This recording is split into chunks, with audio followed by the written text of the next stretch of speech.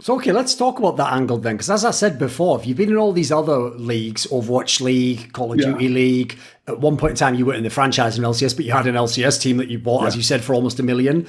Why not Flashpoint? Isn't Flashpoint a way by the metrics of Overwatch League, etc., to justify coming into CS and spending the money? I certainly understand, by the way, the angle that, listen, the sponsorship angle is very different. In fact, that's one of the ways I sold those guys on doing it as an adult theme. I told them, yeah, don't keep going after like the Disney sponsors. You're not going to get them for CS. So why not go get a whiskey sponsor? Why not have a guy in the future, I hope, Right. and we'll talk about this, betting companies. Like, these are the obvious people. I And mean, you, listen, American companies shouldn't need to know about this. You sell the cigarettes by doing it about the rebel outlaw background. You know, it's all about the lifestyle angle you're going to sell it on. So was Flashpoint not alluring in that sense as like a reason to come into Counter-Strike and spend money? By the way, yeah, don't feel any yeah, qualms about telling me it's rubbish. You can tell me that if you want. no, not at all. I love the idea that Flashpoint was putting coming together, and ESL. Everybody was trying to figure out what they were doing, and all of a sudden there was competition, and then people were calling me and saying, "Hey, I know we've never talked, but I'd really like to get your opinion on our league." Or, it's like, gee,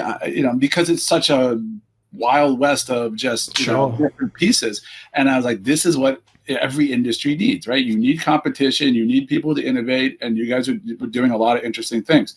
For us, whether we did Flashpoint or anything else, we still had to pay those guys all that money or start all over again with another team. And I knew that you guys were recruiting orgs that didn't even have teams, right? Yes. So there was a lot of that comment. So then it was like, you wouldn't believe how many guys were just, call me up. You want to talk to our guys? No one says a bad thing about NRG as far as standing in the way of our players. Just give us a call. If you want to talk, we'll figure it out, right? But it was absolutely, I couldn't even deal with it anymore. There's one particular team, which you're not big fans of, that was just nonstop. I could probably guess. Fuck this, I'm done. Okay, then along those lines, then actually one thing you touched on there, but you didn't make explicit, maybe for people who just are slow following the industry stuff, isn't that also a flaw that Counter-Strike has? Listen, if you want to talk about inflated salaries, I can at least understand inflated salaries in games where everyone's had to invest hundreds of millions of dollars. It's like, people aren't going to abandon it overnight.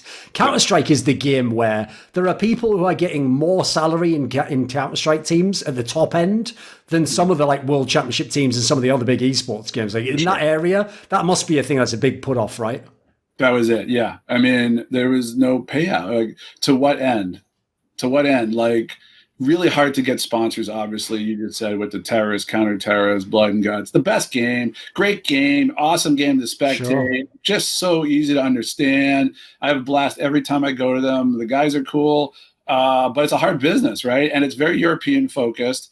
And Yes. like, if you looked at so we get calls from some of our, you'll find this interesting, some of our sponsors of other teams, but since like we talked about, like Twitter has our at the time has our Overwatch team in there, and it has this team and Rocket Yes. League and Fortnite and Counter-Strike. And if we would lose a match, like, it would be like, because people were betting on it, like, the hate was huge. Like, you guys suck. You should all go kill yourselves. This is the worst match. Like, that doesn't happen. So they thought it was a PR nightmare, right? Yeah, it doesn't come in Right. Fortnite. You don't get True. fishy. Go, whatever. So it was like not a good vibe. Like, the vibes were rough. So the economics is, I never really understood it. I'd like it to work, and I know that's what you guys are trying to accomplish at Flashpoint.